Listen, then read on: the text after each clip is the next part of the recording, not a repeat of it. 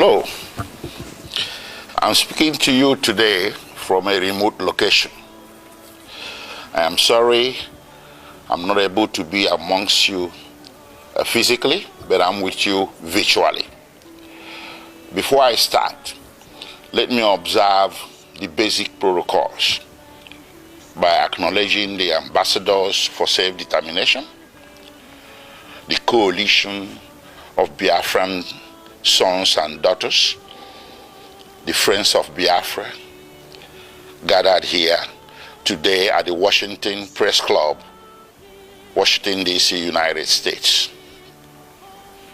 I'm highly honored to be called upon to address you on the very important agenda of the day. But before I do that, let me thank the ambassadors for self-determination, the organizers of the event.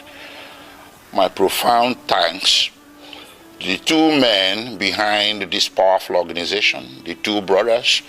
I call them the A-team, the Wankwo brothers, Ben and Evan. I thank you so much for bringing this event to fruition. Well, let me begin by saying this. Ben and Evans have been at the front line of propagating the cause for self-determination, defending human rights in Nigeria, and calling for the release of Mazi Nnamdi Kanu, who is the subject matter of this very event today. Of course, the other subject matters, such as the right to self-determination and the persecution that is being levied against Christians in Nigeria in this current era.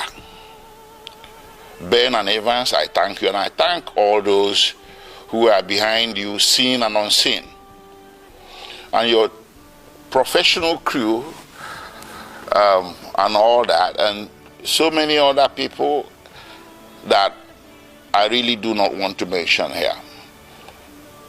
So having said that, I would not burden you with slogans or sloganeering. I will not tell you what you know already. I will tell you what you don't know. Or what you know but you don't know all of it. Well, last week I met with Mazi Nnamdi Kanu at the headquarters of the Directorate of State Security in Abuja, Nigeria.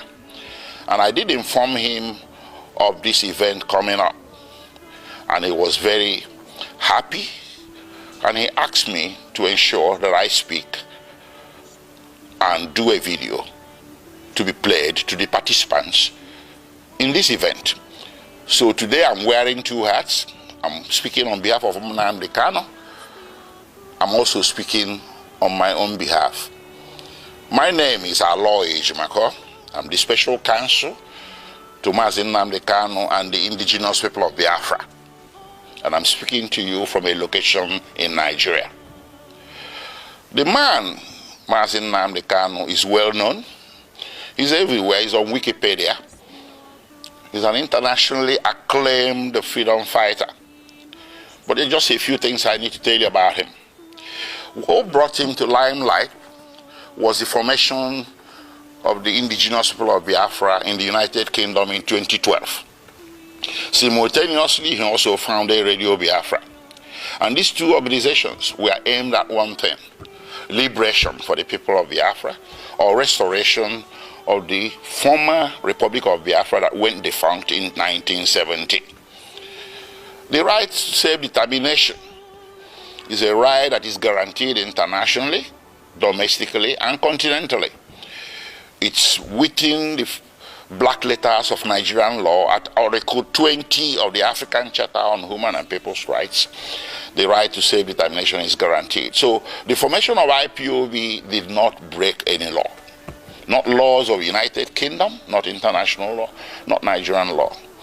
But guess what? When Mazi Nnamdi Kanu, who was born in Nigeria, but who acquired British citizenship later on, came to Nigeria in October 2015, the government of President Muhammadu Buhari which had come to power in May, decided to arrest him.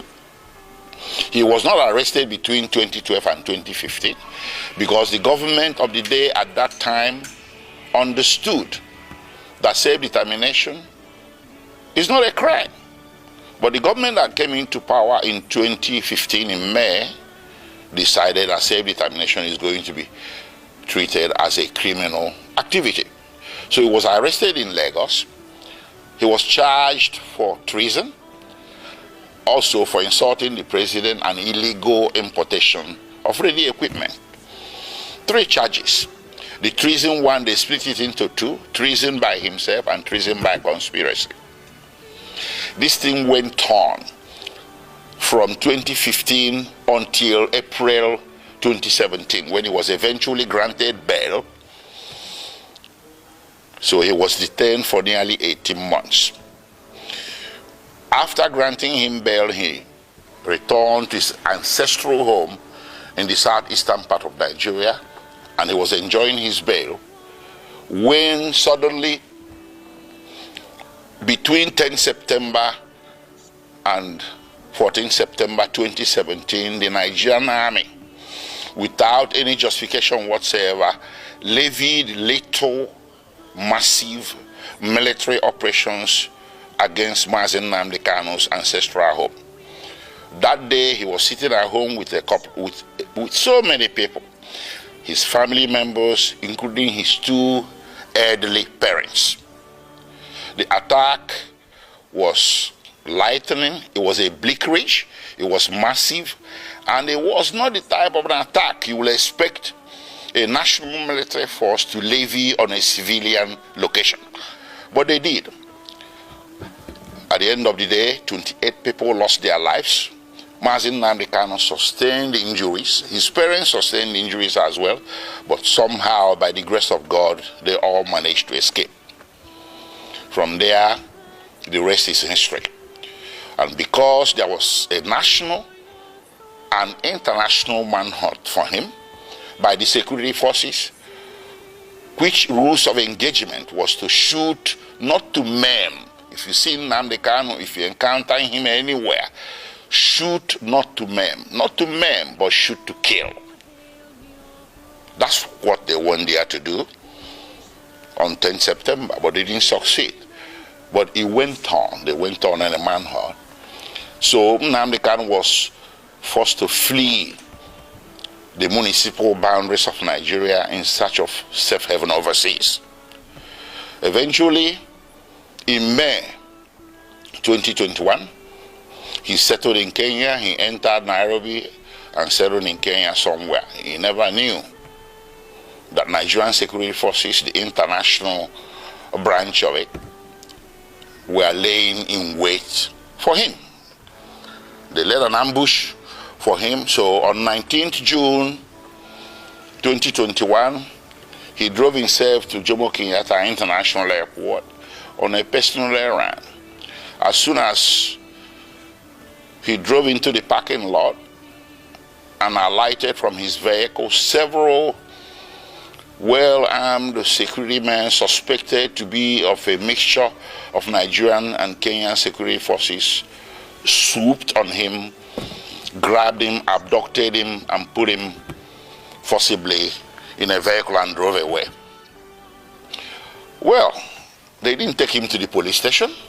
They didn't take him to immigration because he was a foreigner. He should have been taken to immigration.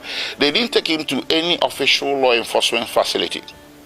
They took him to a secret location in Nairobi, a non-official secret location. So in effect, they disappeared him. And they kept him at that secret location for a whole 8 days. And those 8 days, he endured horrendous torture.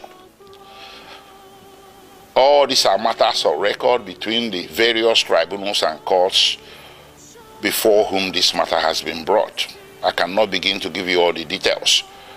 Horrendous torture in violation of basic human rights, in violation of the laws of Kenya, Nigeria, and the international community. When Nnamdi Kanu was abducted on 19th June 2021, the proper thing that should have been done is to take him to a police station, from there to a court. And then if you wanted him back in Nigeria, you subject him to what is called extradition proceedings.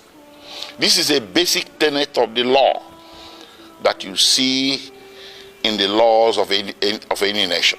Kenya has an extradition act to which Mazi Nnamdi Kanu should have been subjected. But guess what? They didn't do that. They rather disappeared him for 8 days, tortured him to their heart's content. And on 27th June, they secretly brought him out from this location and took him through the back doors, evading Kenyan immigration, direct to the tarmac of Jomo Kenyatta International Airport, Nairobi, where a private plane was waiting. They bundled him into the plane, chained him to the chair, and everything. He endured 5-6 hours flight from Nairobi to Kenya in the most excruciating circumstances. They arrived in Nigeria late in the evening and the plane flew back to Nairobi. They took him to the headquarters of the National Intelligence Agency in Abuja, where he spent the first night with all the lights left on to assure his maximum discomfort. The following day, they transferred him to the headquarters of Directorate of State Security in Abuja. And on the third day, they brought him before the Federal High Court in Abuja. The Federal High Court was well aware that Mazi Nnamdi Kanu has counsel of record. It was an open case, it wasn't a new case, a pre-existing case. But the Federal High Court decided to conduct the arraignment in violation of his constitutional right to counsel, and that arraignment led to the indefinite detention with which we are struggling today. Anyways, taking you back a few steps, the little military invasion of 2017 was not unrequited, judicially speaking. I took the matter before two tribunals, or a tribunal and a court. First, I took it to the African Commission on Human and People's Rights, which rendered a decision in March 2018 condemning the action and calling it a violation of the African Charter. And they wrote to the President of Nigeria, they wrote a letter to the President of Nigeria requesting him or directing him. They used diplomatic language, but the decision was there that what you did is wrong, so you need to roll it back. You need to reverse everything you have done, which includes declaration of IPOB as a terrorist organization and hounding their members as criminals. The African Commission held that what Nigerian government was doing was persecution, not prosecution. That the IPOB and its members simply possess an inconvenient political opinion which the Nigerian government was seeking to suppress by means of punishment of some sort. And they asked or directed Nigerian government to reverse itself. Nigerian government never did. Rather, it escalated. Well, subsequently, I went to a local court, a high court in Abia State in eastern Nigeria. I sued the Federal Republic of Nigeria, the Nigerian Army, and other parties who were Confederates in that attack of September 2017. And in January 2022, fortunately for us, we won. The High Court made an order. The High Court reached a judgment that what happened to Nnamdi Kanu in September 2017 was a flagrant violation of his constitutional right to life and constitutional right to his privacy. And the court proceeded to make an order ordering the federal government of Nigeria, or Federal Republic of Nigeria, to pay him a compensation of 1 billion Nigerian naira, which is over $1 million US. The court also ordered the Federal Republic of Nigeria and the President of Nigeria to issue a public apology to be published in 3 national Nigerian newspapers to Mazi Nnamdi Kanu. None of this has happened. So we kept that aside. So when they brought Mazi Nnamdi Kanu forcibly from Kenya without extradition proceedings, I characterized it an act of extraordinary rendition. Initially, there was a misunderstanding, a broad, widespread misunderstanding by vast majorities of Nigerians who were mouthing the cliche, Mazi Nnamdi Kanu extradited from Kenya. No, that was wrong. He wasn't. I told people he wasn't. He was extraordinarily renditioned or rendered, and that is against international law, Kenyan law, and laws of the Federation of Nigeria. So while his criminal trial was making its way slowly at Abuja, with all the several amendments the government was bringing, they walked away from treasonable felony, insulting the president, importation of radio equipment, and bam, to terrorism. That's how it happened. And they did this 7 times. 7 amendments. If Nnamdi Kanu was guilty, why is it taking so long to bring him to trial between 2015 and today? That is 8 years. So what he's undergoing is not really a judicial trial. It's a trial by ordeal. Trial by fire. Imprisonment before conviction. They just want to get as many years of jail time out of him as possible, because they know that with the evidence available, conviction will be impossible. And that was made worse by the extraordinary rendition, which I took also as a civil violation to a federal high court in Nigeria. And in October 2022, the Federal High Court came down with a judgment that extraordinary rendition was a violation of his constitutional rights, his fundamental rights, and they awarded him 500 million Nigerian naira. That's about $800,000. So all around, everywhere that this matter has gone to, including in July 2022, before the Human Rights Council at the United Nations. The Human Rights Council, United Nations, came down with an opinion that what happened to Mazi Nnamdi Kanu in Kenya and that brought him to Nigeria is a very grave violation of international law. And they directed that he should be released unconditionally. And of course, the Court of Appeal in Nigeria did come down with a similar judgment in same October 2022, discharging Mazi Nnamdi Kanu of all charges and bearing any further trial of his person in any court in Nigeria as a consequence, as a direct consequence of the extraordinary rendition. So what more can you ask for a man to deserve his freedom? How many have I counted? United Nations, which in this case should be considered a world court. Then you have the Nigerian Court of Appeal, which is the second highest court in the Federal Republic of Nigeria. Then you have the Federal High Court, which is the court of first instance at the federal level.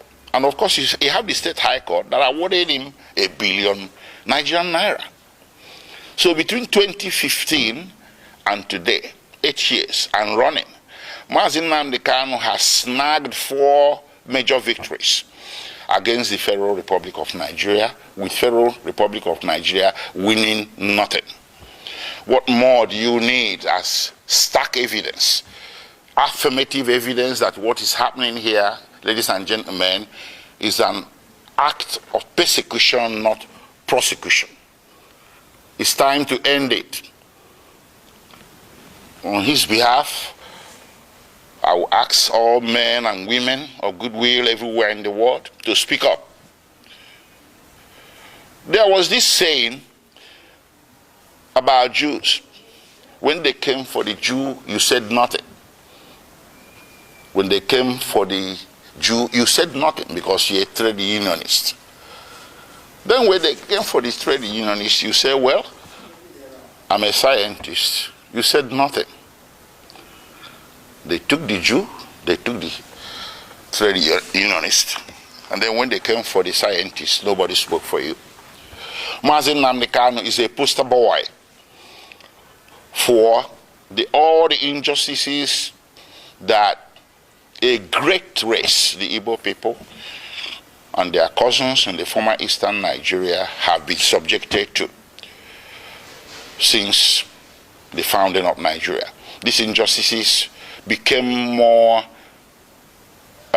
public because since 2015 they have been escalated.